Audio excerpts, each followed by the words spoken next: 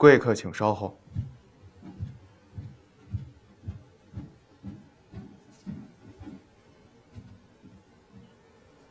把咱们撂这儿做什么？一个个凶神恶煞的，连碗热汤都没有。阿父，林不疑本就是这样清冷之人，但未曾想到，连府邸都冷冰冰、阴森森的，这根本就不像府邸，像军营。可为何连个女娘仆妇也没有？你不是女娘吗？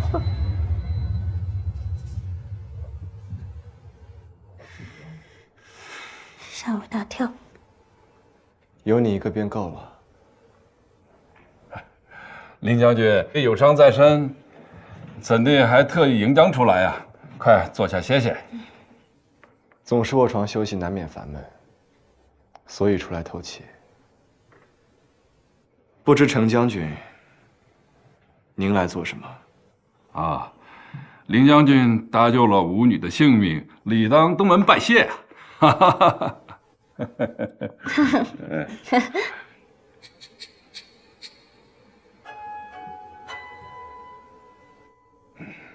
陈四娘子，你们坐吧。不做，不做，阿父，快！哎呀，多亏林将军搭救之恩，否则小女就掉下山崖了。少商，还不快谢过林将军？多谢林将军，还望林将军保重身子。若是想要保重身子，就不会救你了。这林不疑怎么这么不会说话？还不是你非要来？走吧，阿父，我们赶紧走。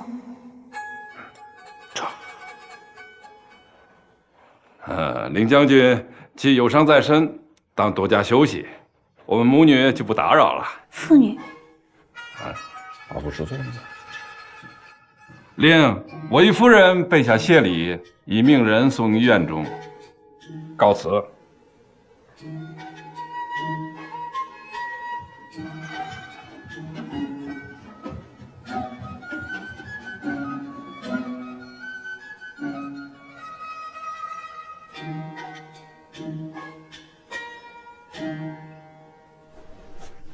也不知是否是阿父的错觉，只觉得林不疑今日看阿父啊，尤其不顺眼，句句似在呛我，还不能将我生吞活剥了。不是错觉，从他见到你开始，脸色就极其不好，说话也不甚好听。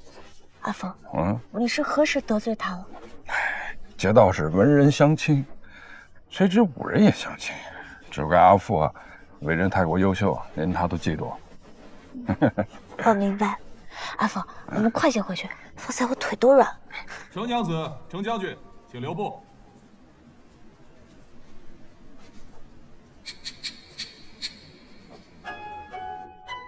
方才我们少主公发现了半枚玉佩，想必是女公子无心落下的，只是无论如何也寻不到另半枚，所以还需劳烦女公子回去一同找找。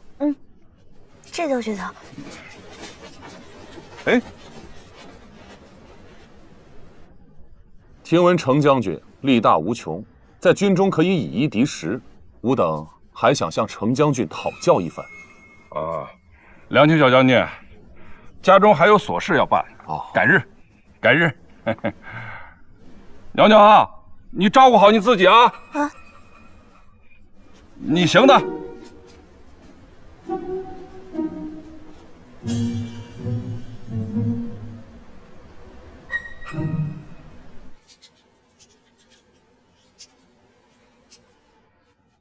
以玉佩要挟，林将军此举非君子所为吧？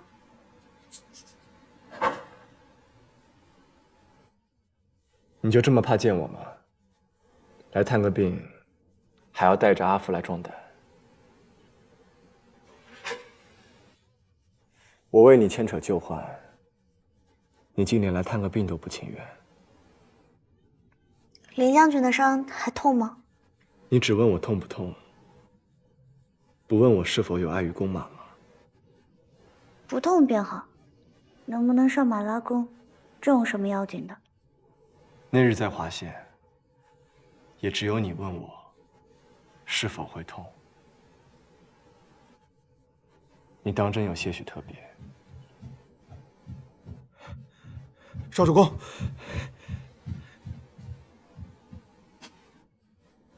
少主公，太子殿下率玉昌郡主来探望少主公。玉昌郡主，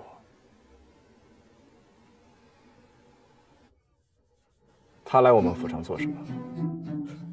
我与他不熟的。啊，他不是经常来吗？全都城的人都知道他爱慕少主公啊。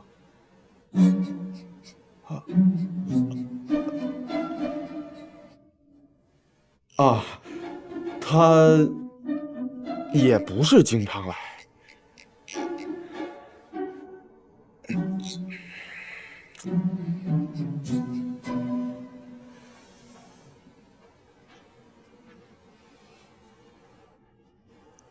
林将军，你这有客人来，我就先走了。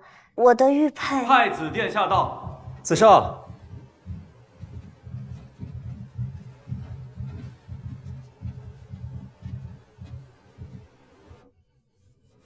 子胜见过太子殿下。子胜不必多礼。单剑说你伤势严重，我赶紧来瞧瞧。我也是看学生少伤焦急，误以为将军伤得严重。凌将军，不会怪单剑打扰吧？若我觉得打扰，你就不会来了吗？单剑也是挂心子胜你吗？其实吾等都很担心子胜你，特别是玉昌，更是担忧的日夜难眠。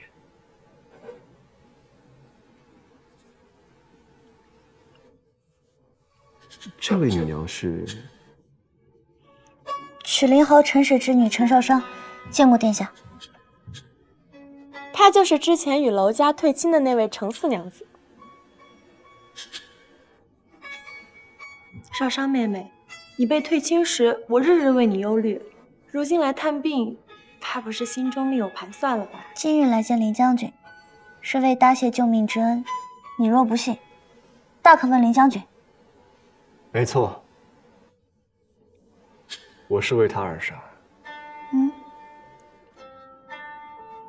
就怕有些人假盗窃之名，行清净之实，赖贴上去，夹缠不清。也不知道是谁为乔林将军压垮乔掉进湖里去，谁夹缠不清，谁赖贴。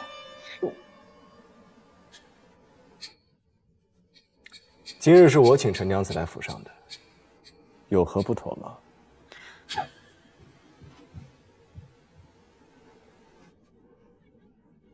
可他私下还与其他男子私会拉扯过。我家婢女在城市货站旁的僻静处见到过，说那人的身形绝非楼瑶，也非你阿父。你胡说！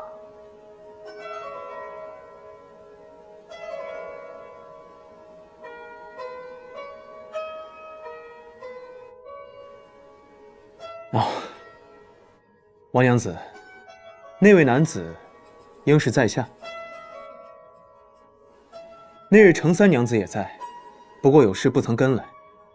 在下为师代传音信，特去请求少商君相助，有何不妥吗？有的人啊，满脑子都是男盗女娼，便见谁都放他。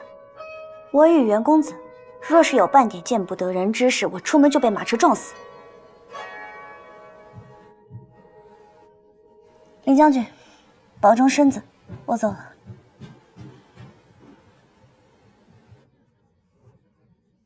今日之事涉及袁氏满门清誉，改日单剑自会将车骑将军要个说法。告辞。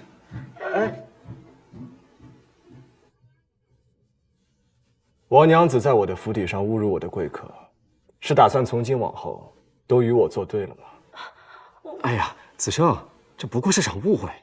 子胜，你的伤可请孙英官看过？不必了，我伤筋动骨不要紧，我想殿下还是请孙医官为王家娘子瞧瞧，去瞧瞧她的眼睛，双目盲正，不治会瞎。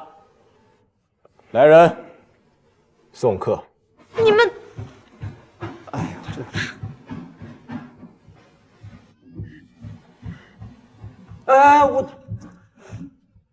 哎呦，何必呢？这是何必呢？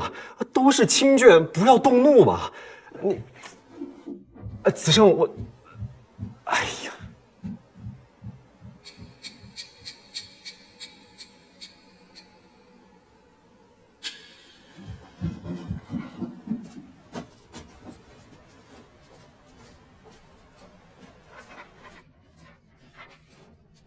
皇兄这是要去何处？发生何等大事了？如此慌慌张张，岂不失仪？玉昌被子申气得心碎，我不怕他做傻事，你们赶紧进去，我去追他。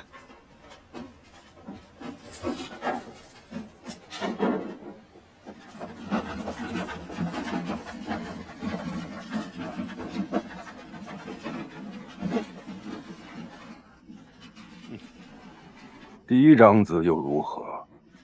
穿上龙袍也未见像得了太子。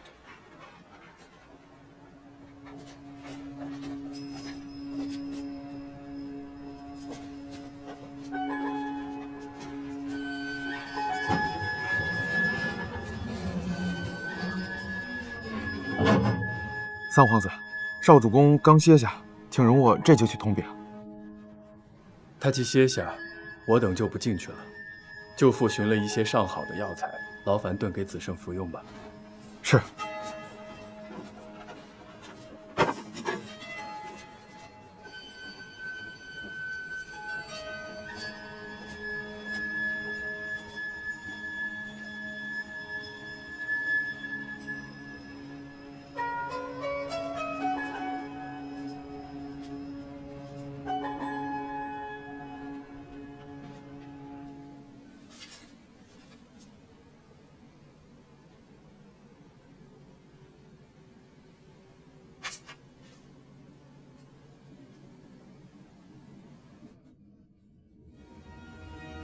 你终于回来了，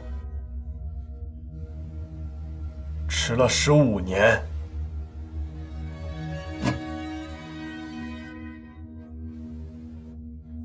霍家军传信官函我，拜见少主公。你既还活着，为何迟迟不露面？还要等我们找你？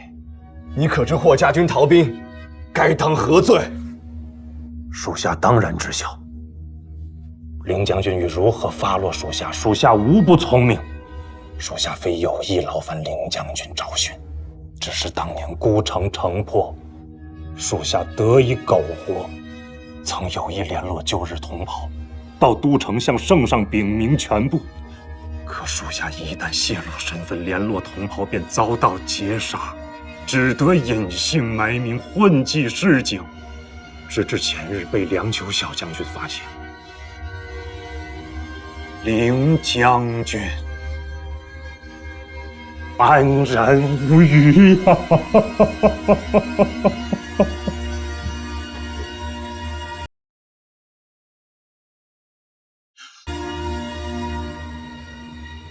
我问你，那日孤城城破，霍家军全军覆没之时，你在何处？属下当时不在城内，被将军派去求援了呀。凌将军有所不知，当年孤城守军军械被人调换成了劣质军械，难以抵抗。霍将军不得不派属下和另一位同袍前去附近驻扎的岳氏部曲以及前安王大军求援。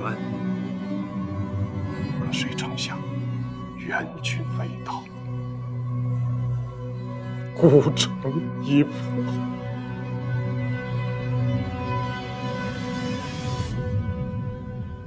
那日孤城城外有瘴气，岳氏与前安王大军均无法冲破。是也，迟了3日救援。属下有所耳闻，当年小岳侯曾派一队兵马去查探瘴气，全部因此丧命。可后来有人看见，当日派出的战马竟出现在兵营之中。若这瘴气有毒，为何人已死，马却无虞？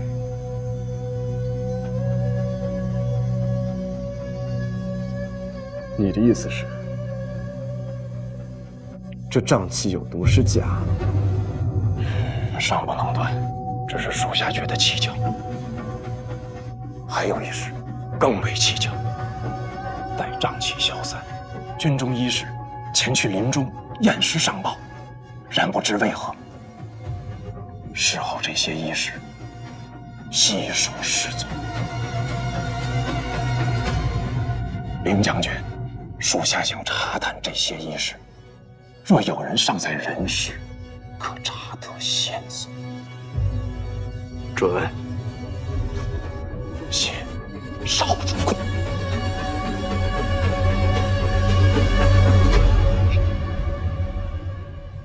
哎呀，人家二郎和小女娘在程家货栈门口这么站了一站，就谱出一段风月佳话。咱家此生英雄救美啊，累得旧伤复发。这些嚼舌根的女娘们，怎么不好好的口口相传一番呢？哎，不然这口口相传的，多是些风言风语罢了。可若无这些风言风语，这又如何顺势撮合成亲啊？子申终身大事，耽误多少年了？陛下，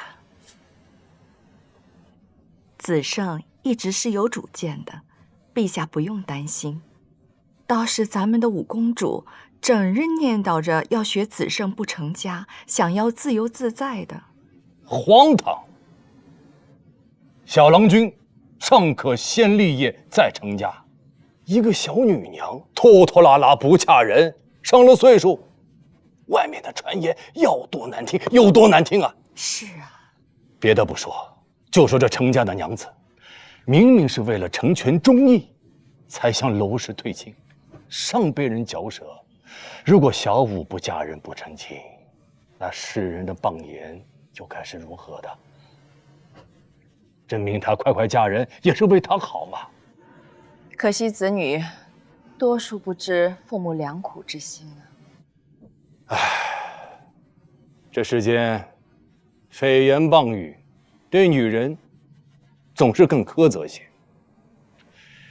这也不是让她远嫁，越是和宣氏两族联姻，宇文氏三族相连，砸碎了骨头还连着筋，都是一家人，嫁给越后世子有什么不好啊？陛下对子胜尚可耐心相劝，小五倔强，陛下更要与他好好的说道理。朕照顾子胜，那是因为亏欠霍兄，她是朕的亲生女儿，能一样吗？只是现如今难得子胜有能入眼的女娘，朕自然是要多费心撮合嘛。陛下打算如何撮合？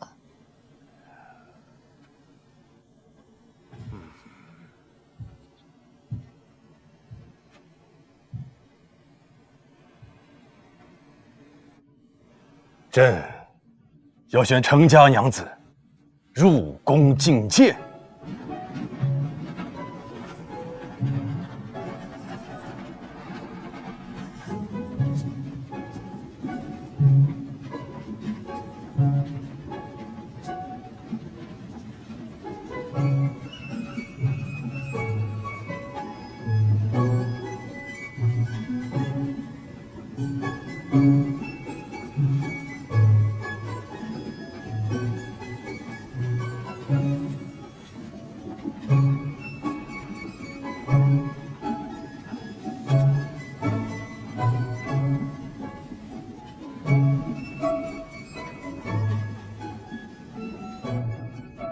你还吃得下去？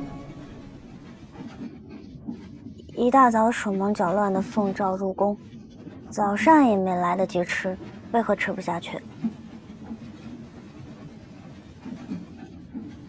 我问你，你那日探病林不疑，中途是不是出了什么纰漏啊？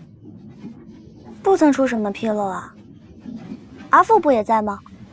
阿父后半程也不在，怎知道？只是那一日，林不疑看起来确实不太高兴。莫非这圣上传召，不知是祸是福？是祸也躲不过，担心有什么用啊？要先教你一些保命的规矩。你入宫之后见了那些贵人，要行跪拜大礼，祝皇上千秋万岁，祝皇后起居无恙。要称你阿父的官职在前，称自己的姓名在后。这些可都听懂了？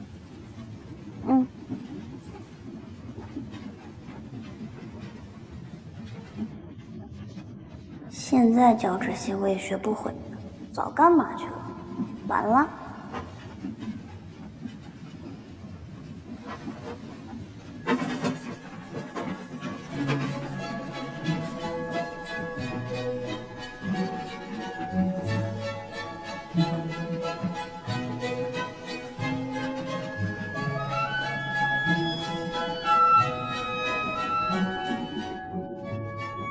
你这探头探脑的做什么呢？在家里没规矩也就算了，这进了皇宫可不能再如此了，否则会祸及程家，也许还会搭上性命。你可知晓了？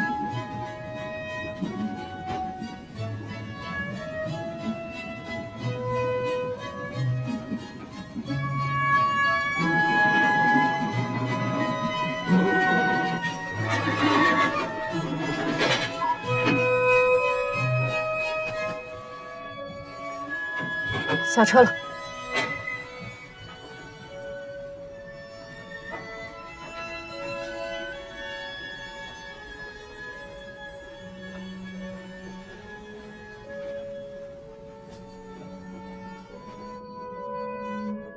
程家女眷不必下车，圣上特地有吩咐，女眷们腿脚慢，走到宣明殿不知要何时，可坐马车抵至宣明殿。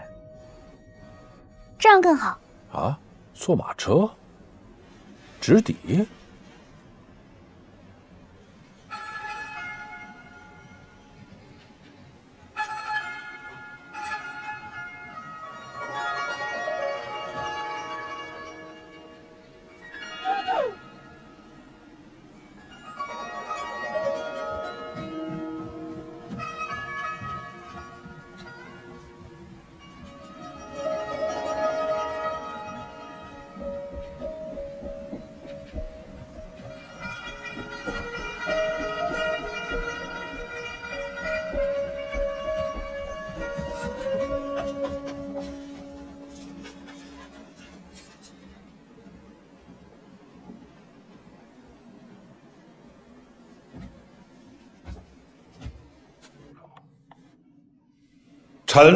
臣妇。臣女见过陛下、皇后，陛下千秋万岁，皇后起居无恙。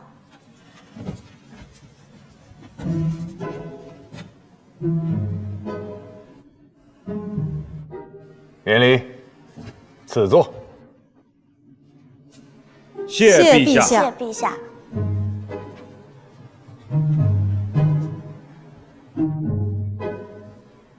你瞧什么呢？这灯可真大，我从未见到盖得如此精致的房子，第一次见，很难不喜欢。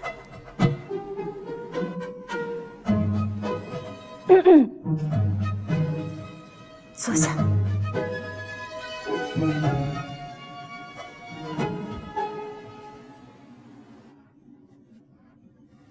陛下宣召臣与家眷，臣与家眷不胜荣幸。哎，陈爱卿不必多礼啊。之前你委曲求全，以娄家退去了卿士，朕还不曾嘉奖于你和你的全家呢。何将军满门忠烈，为国尽忠，臣全家对其伟德感佩至极。自要满足何将军临终之言，不曾委曲求全。过谦了，陈爱卿，这奖啊，终究还是要奖的。那个是爱卿之女吧？是啊。过来一些，让朕和皇后好好的看看你。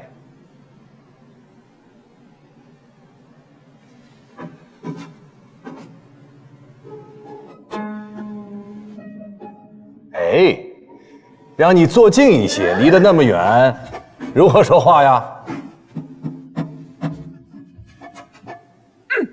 你不要动。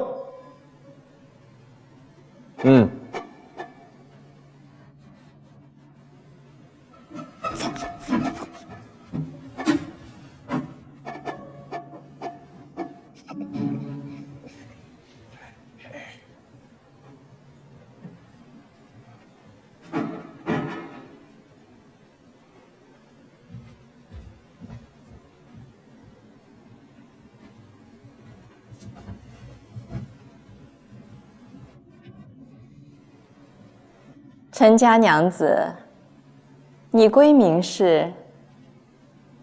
我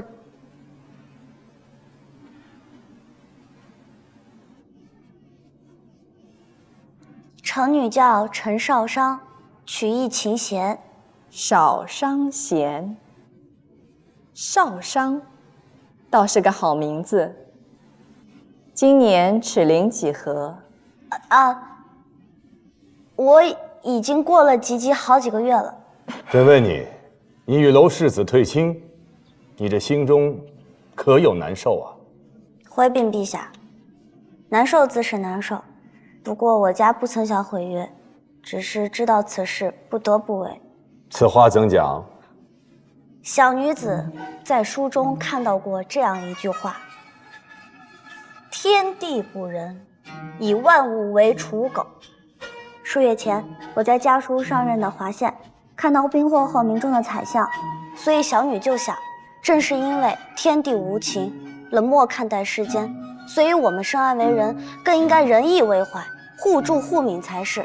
若只是为了自己的得意而不顾他人气血，此乃禽兽所为。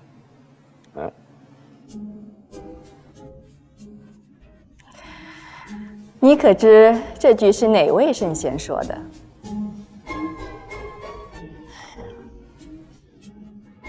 孔曰成人，孟曰取义。荀子觉得人性本恶，所以天地不仁这话定不是他们说的。法家讲利弊，墨家要兼爱，前者只顾着人间利来利去，又不管这世间仁不仁义；后者则是觉得世间太仁义。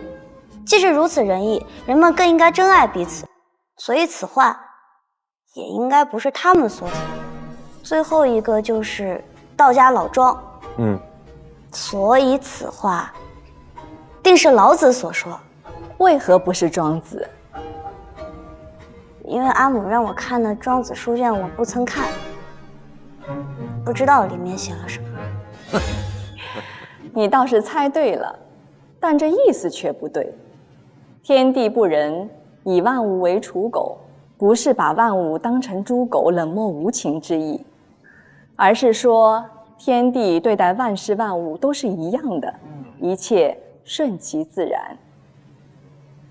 这句话原来是这个意思啊！是啊，陈爱卿，厉害啊！你啊，教女有方啊！不敢不敢，都是内子教的好。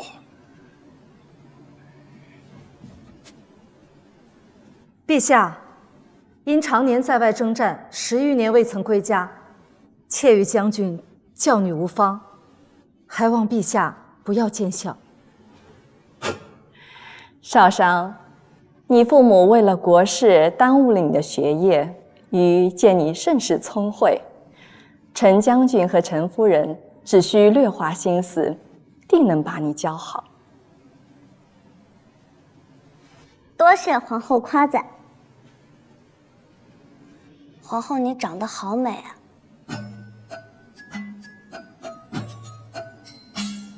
鸟鸟，休得无言。那朕要问你了，是你阿母好看，还是皇后好看啊？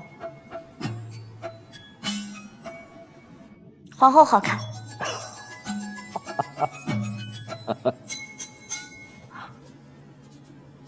陛下，小女不懂规矩，今日初见皇后，言语冒犯，还请陛下恕罪。皇后恕罪。无妨无妨，朕觉得这孩子呀，率真、坦诚，倒是有趣啊。对了，两位爱卿早起奉诏，应该不曾用膳吧？阿父阿母不曾用膳，我用膳了。我在车里吃了一个饼子，不过现下还是饿了。哦，你吃过饼子了？好，那你们全家留下来，和朕一起共用午膳，如何？我看行。哦，你看行啊？好。启禀陛下，万将军进宫了，此刻正在崇德殿候着。好，朕便过去。两位爱卿，和朕一起过去和万卿聊聊天。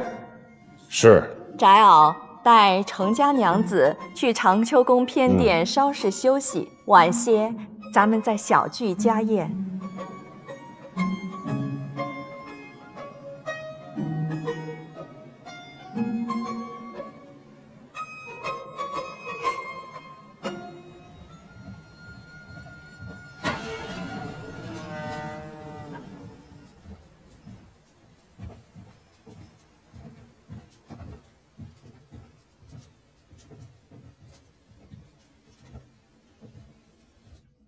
老身去服侍皇后换衣，程娘子且稍坐。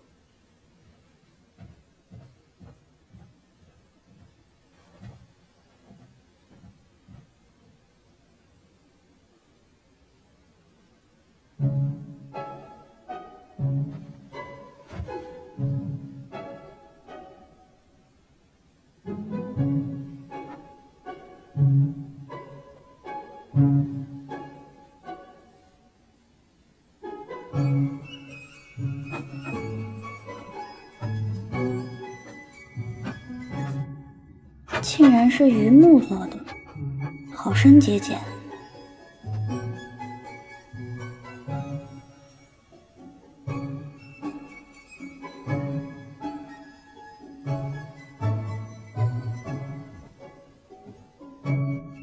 此殿堂高3丈有余，柱围却2人可抱，可见并不完全依靠梁柱来支撑。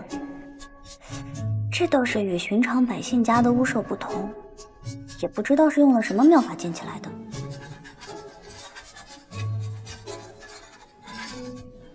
母后，五公主，皇后正在这里。五公主，五公主，母后，他们竟说你与父皇有正式要义，苦苦拦着不放儿臣进来。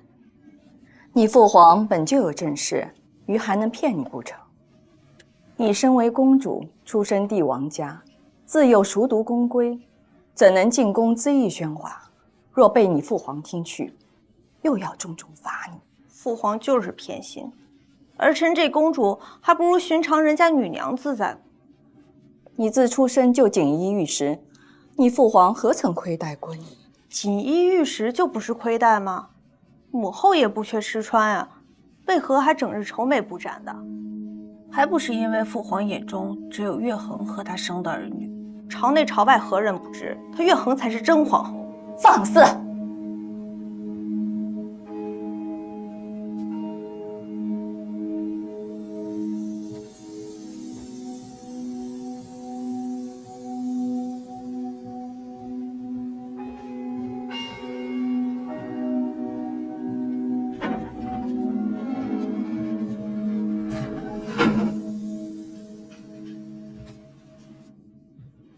是谁在你面前挑拨这些离心的话去？是儿臣府上的幕僚，他们一心为儿臣谋划，不曾挑拨。你一介女子，又无需治国平天下，用何幕僚？你即将嫁给岳氏，与这些儿郎来往密切，你让你未来君舅小岳侯作何想？儿臣来正想为此求母后，这亲儿臣不解，儿臣才不要嫁给小岳侯之子。岳衡那外甥文不成武不就的，连三公主家驸马都不如，为何我宣誓联姻的郎君儒雅博学，他岳氏非要出个浪荡子给儿臣？这明知是害儿臣，可是暗中欺辱母后，胡闹！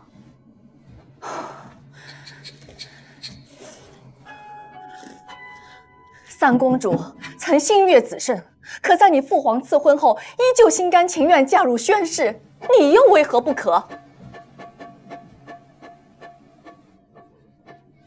那是林子胜瞧不上他，我宣氏的儿郎又不比凌不疑差，才不得不选。我要是答应嫁给岳氏那浪荡子，他怕是要笑死我。母妃没瞧见五公主哭着跑进长秋宫的慌张模样，真笑死人。看来父皇果真铁心要将她嫁去舅父家了，真的是，他有何不满？娶一个如此骄横无礼的心腹，说来还是舅父家吃亏。你表哥那般浪荡子，五公主不愿嫁他也不奇怪呀。凭何不嫁？儿臣当年心悦子受，父皇让儿臣嫁与宣室为妇，儿臣不也含泪嫁了吗？同为公主，同等联姻，凭何他想不嫁便不嫁？我劝你还是少白日做梦些。林子慎若是看得上你这般鬼模样，还至于令你父皇为他担忧多年吗？怕是能嫁他的女娘，早就能绕都城围一圈了。母妃，你怎如此贬低亲生女儿？不服呀？宣氏驸马有功勋傍身，非但家世清白，为人更是刚正不阿。你想想你那表哥，成日里花街柳巷的乱窜，哪个女娘肯嫁他？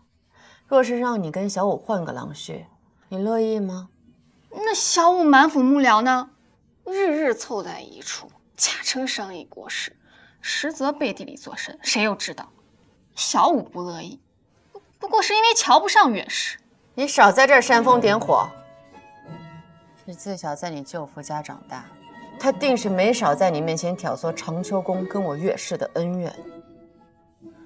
今日我把话放在这儿，我此生只图个清静日子，收起你们肚子里那些弯弯绕绕，少给我惹是生非，否则我定不会保你们。时辰不早了，去家宴吧。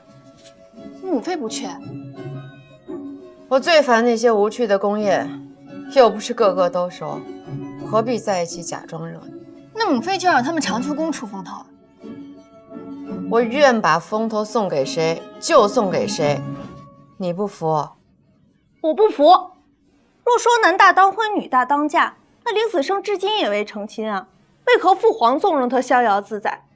父皇纵容他胜过亲生儿女，怕不是他凌不疑才是父皇流落在外的孩儿吧？你怎可如此侮辱你父皇？子胜是霍将军外甥，是霍家唯一血脉。当初霍家为救天下，全族皆亡，以至于你父皇愧疚至今。你怎能说出这般凉薄话语？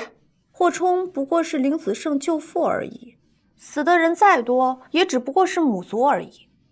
明明自己的阿父阿母存活在世，是他脾性古怪，不肯亲近，偏偏赖在宫中抢儿臣的阿父阿母，何来此理啊？住口！你再这样胡说，玉可真要罚你了。母后只管罚我好了，我知你们都弃我武力，可我无非是想做个如男子般行走朝堂、建功立业、有一番作为的女娘。总之，我绝对不会嫁给岳氏。若我连自己婚事都做不得主，不妨一死了之。母后，你去哪儿啊？我话还没说完呢，母后。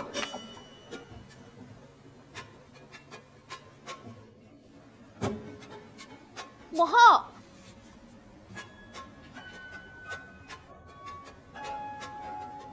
哎，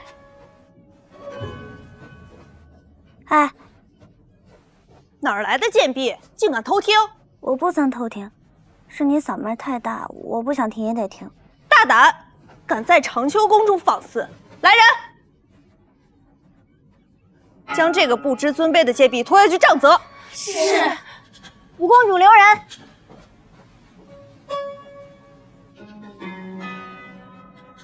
五公主，此乃曲陵侯府的程家娘子，首次进宫，不知晓宫中规矩。程将军乃新晋武将，孤城一役，立下赫赫战功，被圣上封为曲陵侯。圣上常说要善待功臣之后，还请五公主莫要与程娘子之妻了。原是个军户之女，难怪如此粗鄙，不懂礼数，竟然厚颜无耻，胆敢在长秋宫中放肆。明日我便禀明父皇，处置你这贱婢。不，连同你父母一同处置，罢了他们军功，将你们全家都赶出都城。五公主消消气，何必与小娘子一般计较？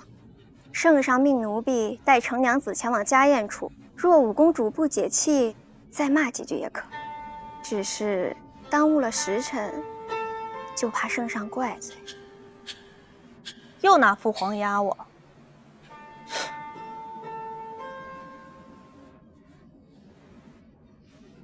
算你命好，若非有宫宴，我定饶不了你。宴席上最好小心谨慎些，莫要让我抓到把柄，否则让你们程氏全家赔罪。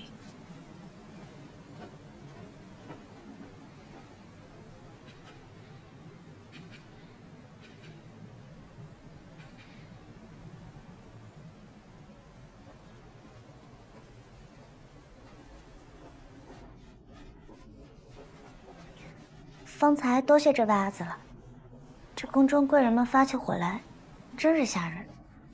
我叫骆吉通，家父长水校尉骆柱，几年前被皇后选为五公主伴读。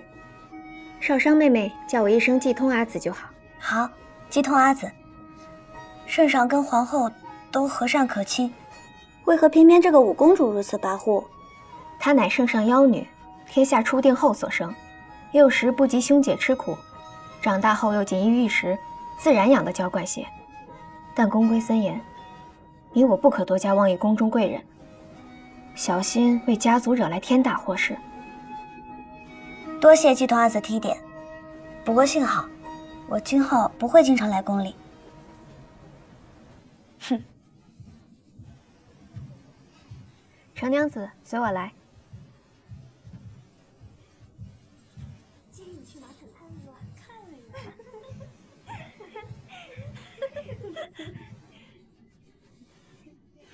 程娘子，坐在此处即可。多谢。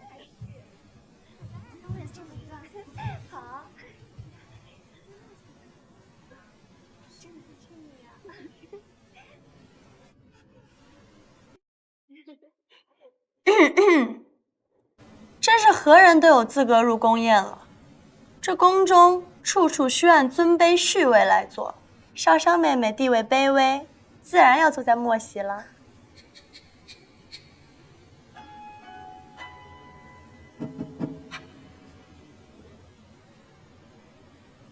我若不来，这位置就是你的。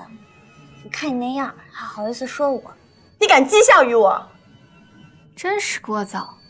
长秋宫的人怎会如此不懂规矩？你身为皇后生母，也不怕让姨母丢了颜面？岳飞倒是教了你们永乐宫的人要守规矩。敢问今日为何不带宣誓驸马来家宴呀？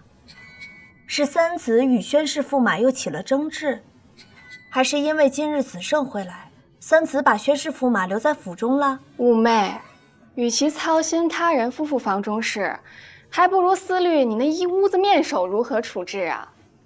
你若再不赶紧将他们驱散，只怕过不了几日，连都城人都知晓了。你，今日家宴，各位都少说一句，也憋不死人。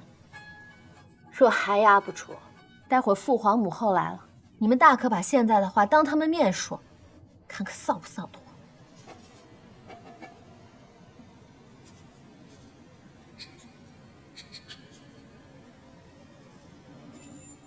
喂，叫你呢。方才与我在长秋宫争执的，是你吧？尚未开席，父皇母后尚未入席，你便先行偷吃，怎么如此没规矩，少教养？五公主怕是不知道吧？从前她阿父在外征战，将她独自留在家中，无人管教，算是个乡下的野孩子吧。她也是第一次入宫，定是不知道宫中规矩，饿着肚子来面圣的。难怪举止如此粗鄙，原来是没有父母教啊！胆敢在宫宴上偷偷吃饼。这不是饼，你唬我，饼我还认不得了。这当真不是饼，这叫鼠馕。在乡野，家家户户饭点的时候都吃这个，一个馕可顶3个时辰不饿。公主难道连这个都不知道？我听我阿父阿母说，这圣上节俭，皇后节约，公主怎能连这个不知？哦，也是，公主贵为天之娇女，每天身在皇宫庭院之中，自然好多东西是没有见识过。你，啊，不舒服，我先去方便方便。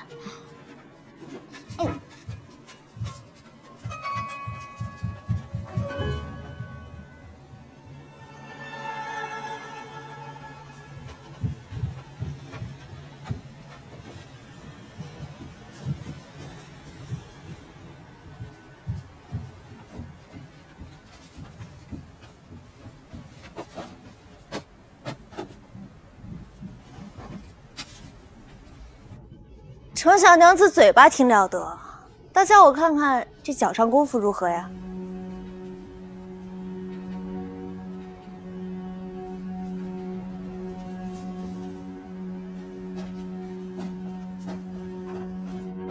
有些人真是殿前失礼，行走蹦跳，仪态可笑啊！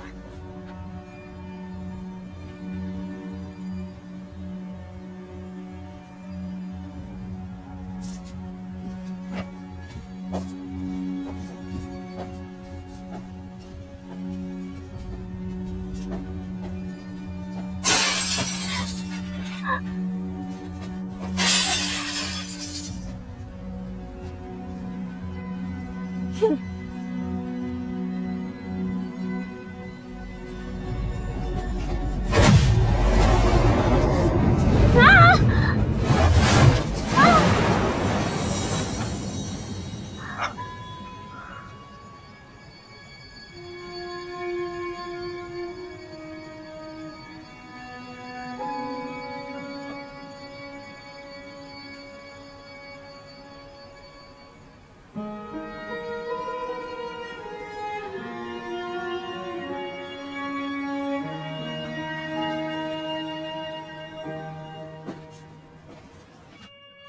你们想干什么？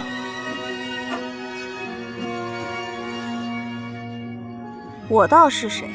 原来是程家娘子救兵来了。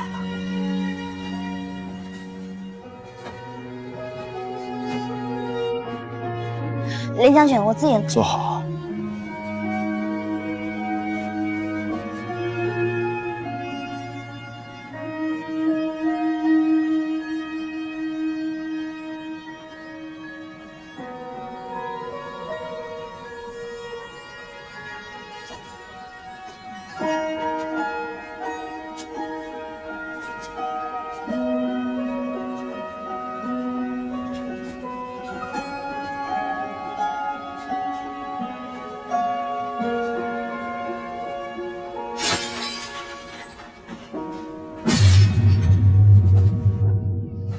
林子胜，你这是何意？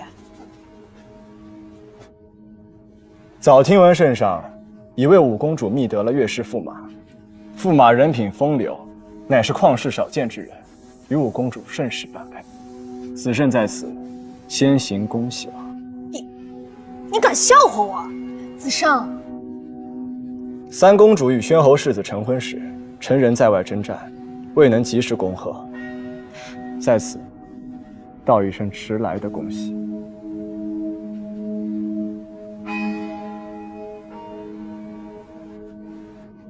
走吧。等等，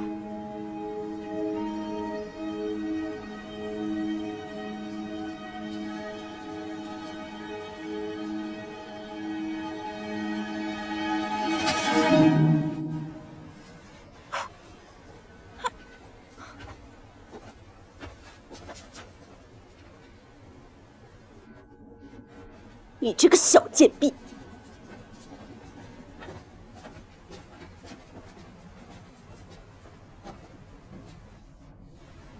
莫娘子，那程娘子似乎与林将军很是亲密呢。做好咱们分内事，莫要非议他人。备好酒，就端上席吧。可是，以前皇后不是有意将娘子许给林将军的吗？休要栓子讲话。皇后从未将此事作证过。再妄议此事，看我如何惩治你。是。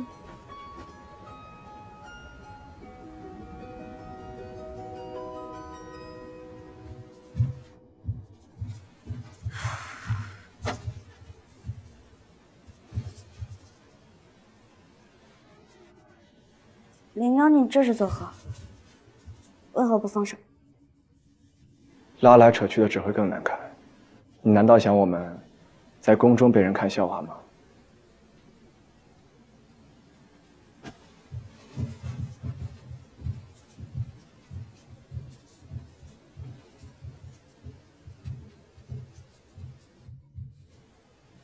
你坐此处吧。我做此处，怕是不合规矩的。无妨，坐吧。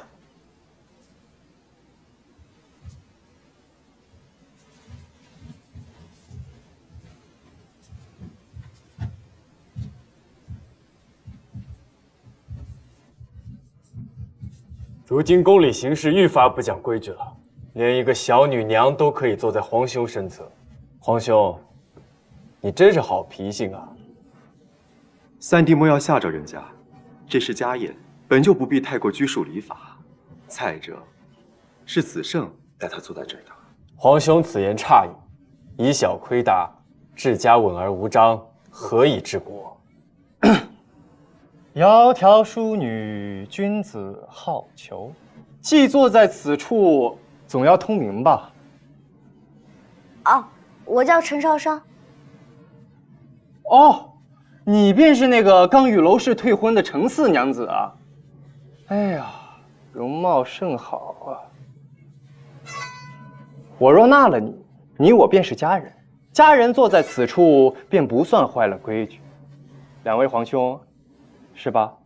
五弟啊，你就是太长情了，才让父皇屡次训斥。怎么，坚决不改，是吧？五殿下不必惦记了，少商他已经有亲事了。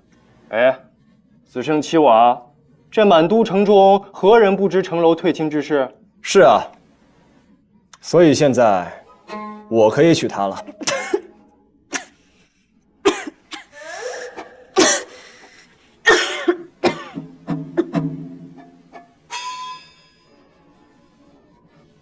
林将军，你莫要冲动，不要为了帮我，把自己终身大事给毁了。哼，怕是子胜和皇兄待得太久了，气势不若从前凌厉，竟连一个小女娘都敢违抗你的命令。陛下到。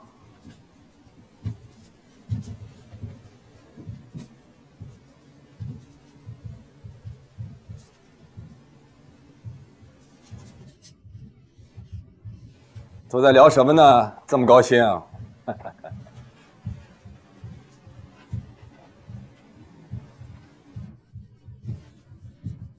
巡城家宴不必如此拘束。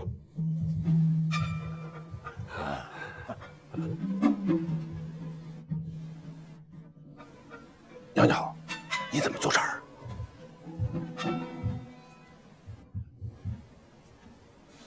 陛下，此事你这是？臣请您代行长辈之职，向程四娘子提亲。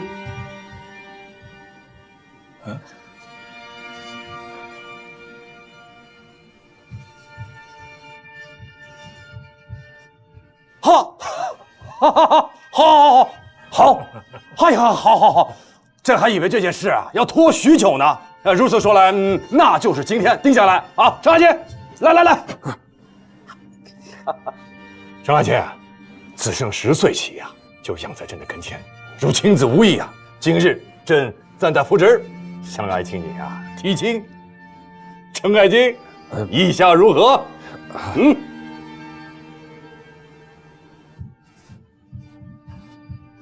哎，贤弟，好亲事啊，好亲事！还愣着干嘛？快答一个！臣自是，这是好事啊！是啊，好事，好事。臣自然，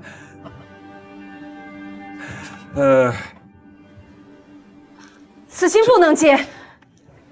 啊？请陛下收回成命。陈夫人，你这是对子胜有何不满啊？内子对将军怎敢有不满？将军少年英雄，将军少年英雄，是我家小女少商，配不上林将军。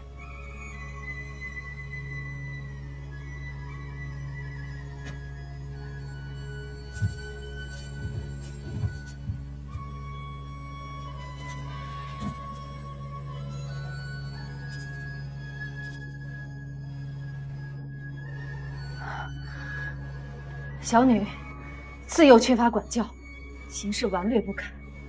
自妾归家以来，读书不行，习武不成，女德没有，口德不修。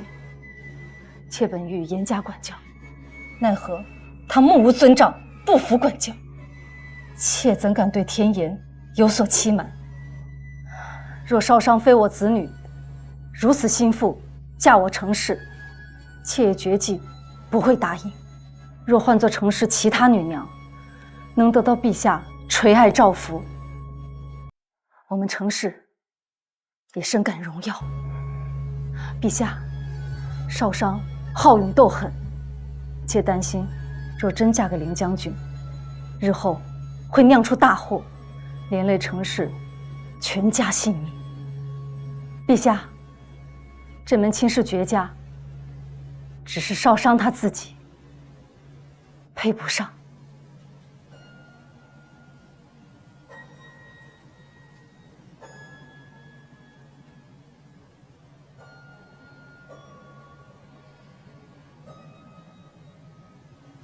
程爱卿，陈夫人所言当真吗？此事不怪小女。臣与内子征战沙场时，将她留于家中，难免疏于管教，是我们父母失职。自古家丑不可外扬，妾也想给小女留些颜面，怎奈她委实不堪重用。林将军，你与小女相识10日尚浅，她看似乖巧通达，实则巧言是非，行事鲁莽。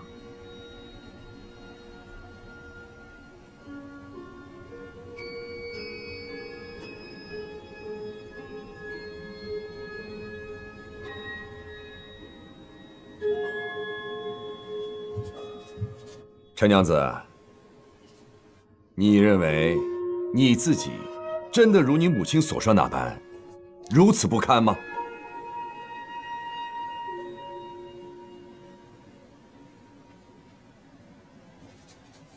回陛下，我阿母所言，句句属实。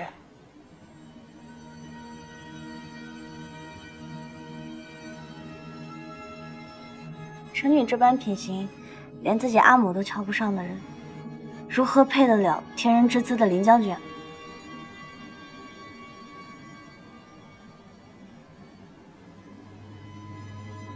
是啊，圣上不如收回成命。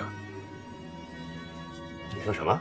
想不到啊，真想不到，竟然会有人为不嫁子胜，将自己的亲女贬得一文不值。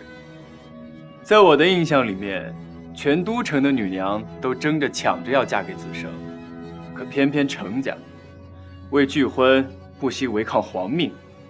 不知道是程夫人用心良苦，还是子胜令人家心生惧意啊。三弟慎言，此事攸关皇家颜面。陈将军，还请三思而后行。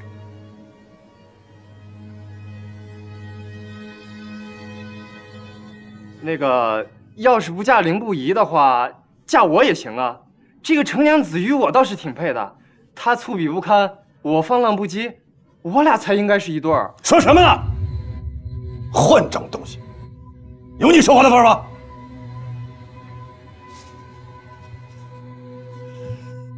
陈氏，君无戏言。朕今天向你提亲，诚意已表。你敢当众拒婚，你这是辱居龙颜啊！你晃连家族啊！此事，朕容你三思后再回答。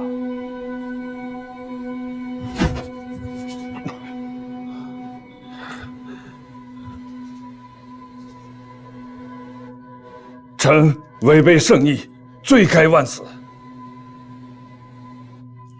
臣愿辞官，携亲女离开都城，绝不碍陛下言。只是臣女高攀不起林将军，还望陛下成全。放肆！陈氏，你这是拿辞官来逼朕吗？来人呐！陛下，陛下息怒，陈将军也是一时情急，容他们再想想。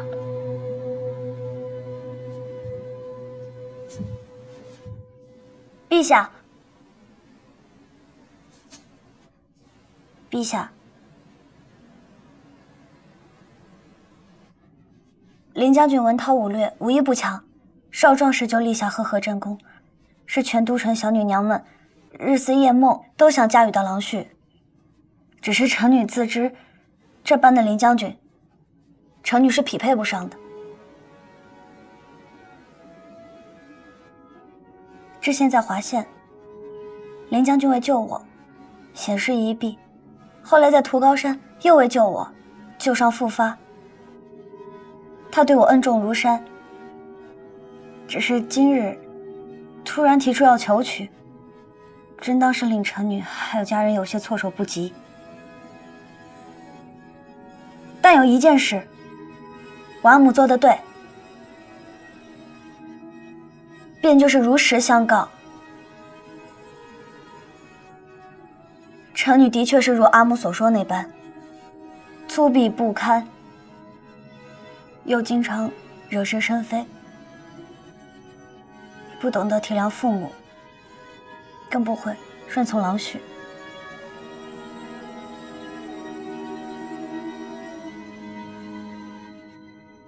不过抛开这些都不说，臣女今日就想问林将军一句话。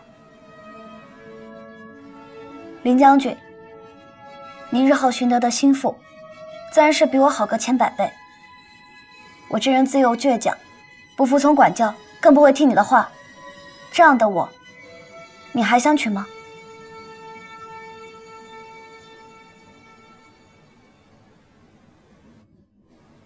当然。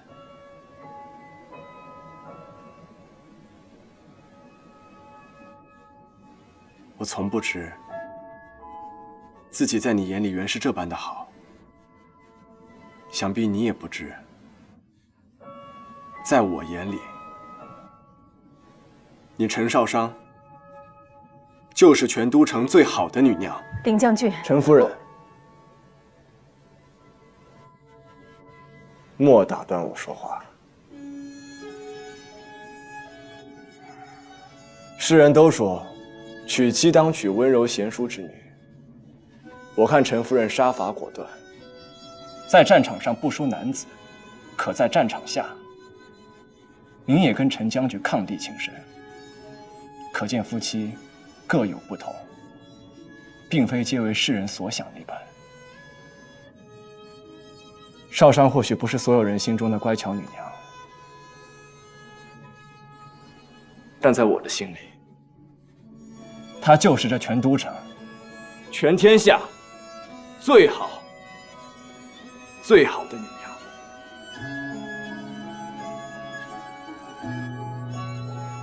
她天真果敢，敢爱敢恨，是天底下最能与我并肩同行之人。子胜此生，非她不娶。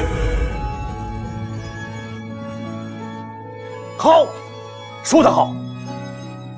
陈娘子，既然此胜一绝，你呢？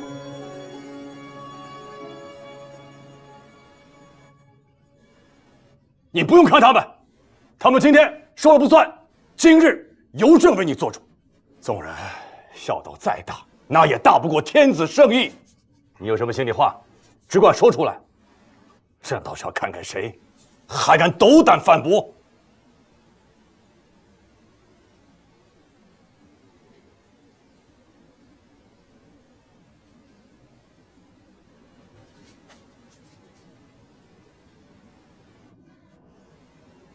臣女无需他人决断，只听自身。臣女愿高攀林将军一次。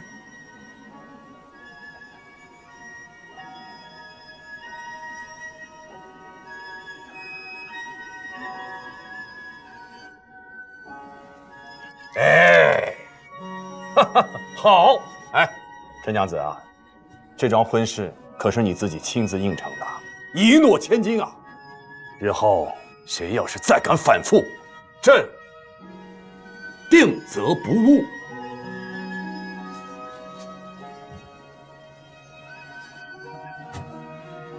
谢陛下。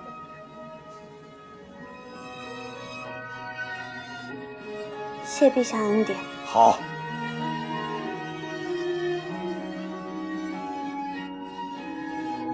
成事还不谢恩呐？臣父谢陛下恩典。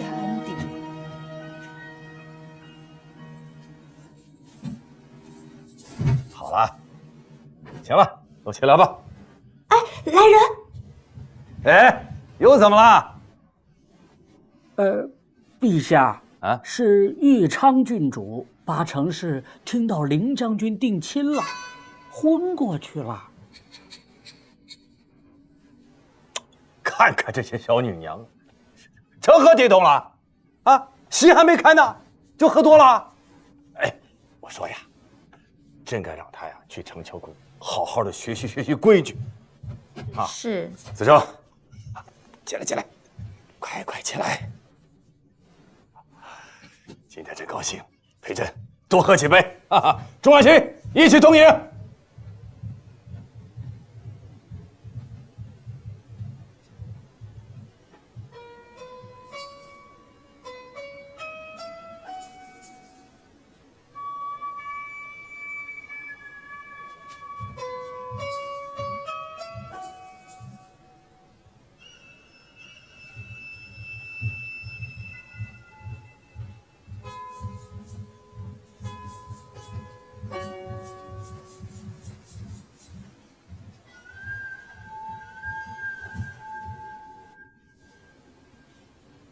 跪下！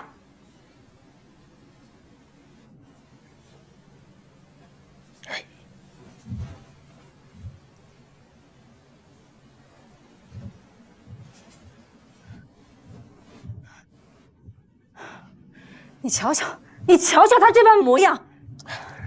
夫人，来，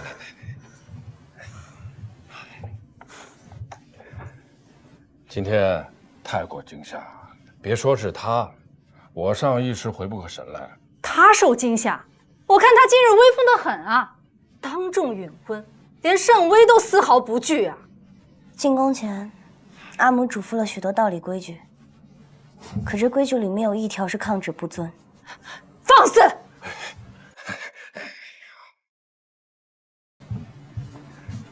娘娘啊，你可不能这样伤了你阿母的心呐！之前是你信誓旦旦的保证与凌不疑并无私情，阿父阿母才凭着激怒圣上去替你辞婚，你怎能又变了呢？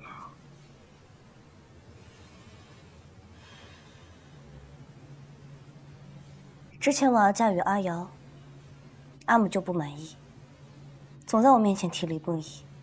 如今凌不疑当真是求亲了，阿母还是不满意。阿母究竟是不满意我择的郎婿，还是不满我这个女儿？哎，娘娘，你不要误会你阿母的苦心呐。论水深，那城阳侯府比之娄家有过之而无不及。当初凌不疑的阿母霍君华，身为霍冲的亲妹妹，曾是何等的风光啊！如今你看一看，又是怎样的下场？你何苦趟这个浑水呢？凌不疑的阿父阿母究竟发生过何事？我从未听人提起过。你连人家家里水深水浅你都不知，就谈婚论嫁，活该你将来吃苦受罪。阿母不想说也就罢了，反正我嫁与的是凌不疑，又不是凌不疑的阿父阿母。沈阳侯府究竟如何，我也不是那么想知晓。并非你阿母不说，只是此事说来话长。当初霍冲将军在圣上危难之时，以一座孤城拖住了立地20万的敌军。破城之后，霍家、何家死于围城屠戮，霍夫人和凌不疑也失踪了。城阳侯啊，便续弦迎娶了寄住家中的表妹淳于氏。谁知俩人成婚不到1年，霍夫人竟携着凌不疑寻了回来。可朝中的文武大臣，不是最心疼忠烈遗孤吗？他们为何不让这个城阳侯休了淳于夫人，再与这个霍夫人破镜重圆？再者说，阿父，霍家满门都为国捐躯了，论功绩来讲，远远都胜于何家满门。城阳侯家氏与娄家不同，淳于氏与汝阳王妃交情匪浅，怎能轻易休妻呀？汝阳王妃，这名儿听着怎么这么熟悉？豫昌郡主的大母。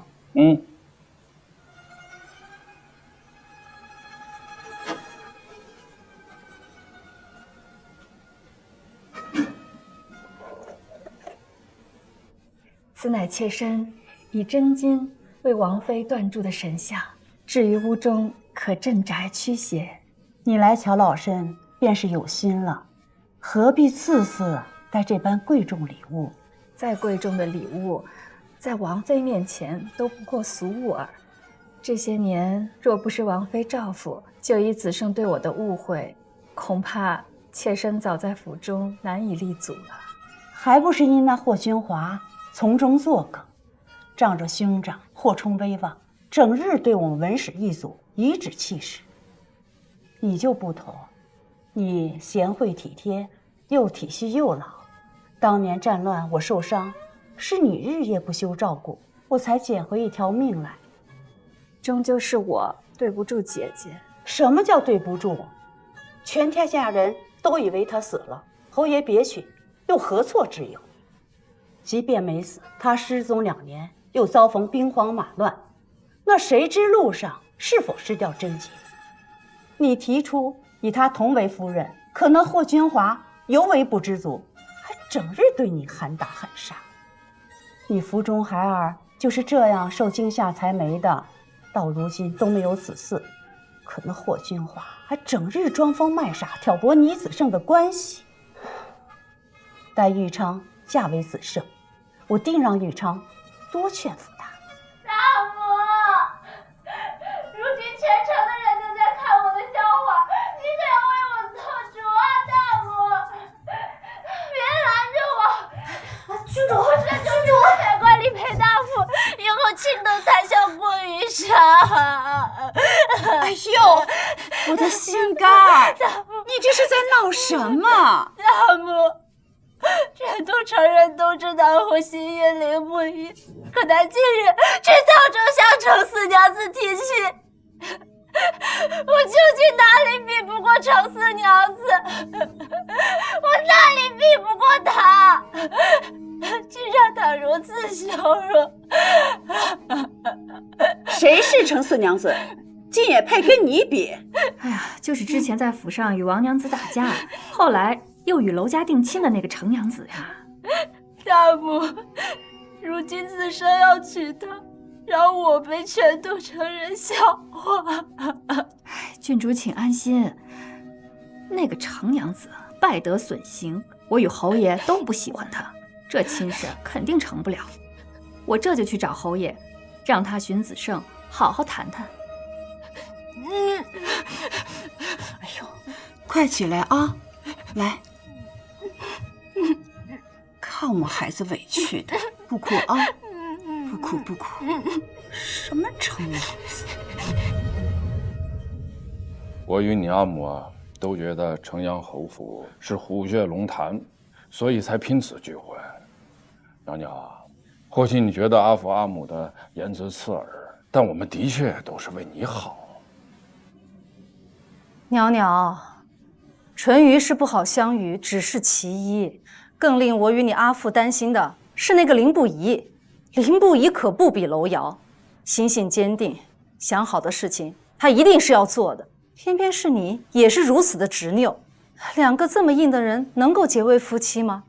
今后如果你们有些争执，谁会让步啊？我和你阿父可护不住你的。我自然知晓他不好相与，那你还应下婚事？阿父，女儿可有其他选择？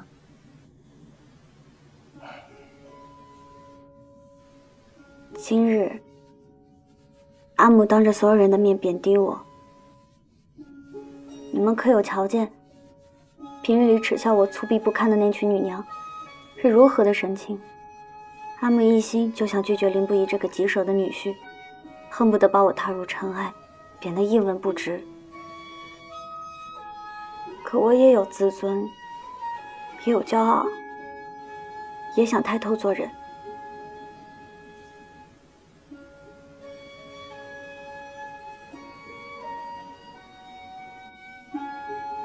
阿母，我且问你，若今日圣上赐婚的是堂子，你可还会像今日这般，当着众人的面羞辱他？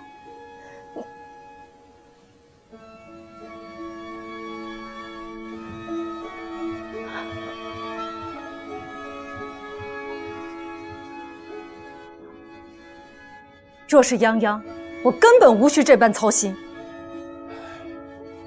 哎呀，怎么就扯上泱泱了？娘娘，你阿母并非有意贬低你，只是若不这般说，如何收复圣上啊？即便阿父阿母的言辞不当，伤了你，你也不要拿自己的终身去赌气呀。我并没有赌气，女儿认真想过了，我这脾性是改不了了，无论是嫁给谁，阿母都不会放心的。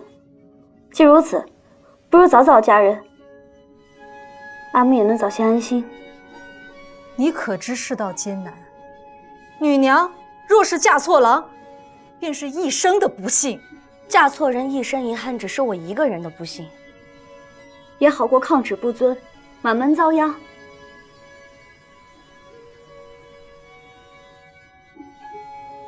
你们未曾教养过我，从前我心中是有怨，不过如今我想明白了，我又何曾对你们尽过孝？所以啊，咱们谁都不亏欠谁的。我不想阿父为了我而丢官，也不想阿父阿母当年抛下我换来的陈家荣耀又毁在我的手上。若是这样的话，倒会让我自己觉得我一出生便就是个笑话。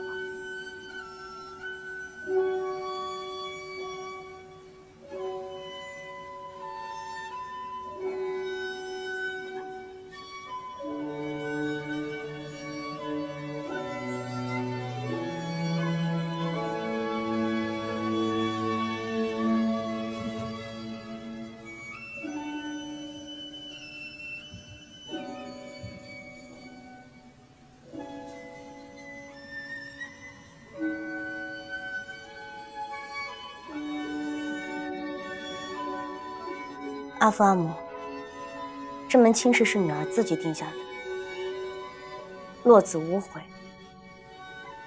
无论前路如何，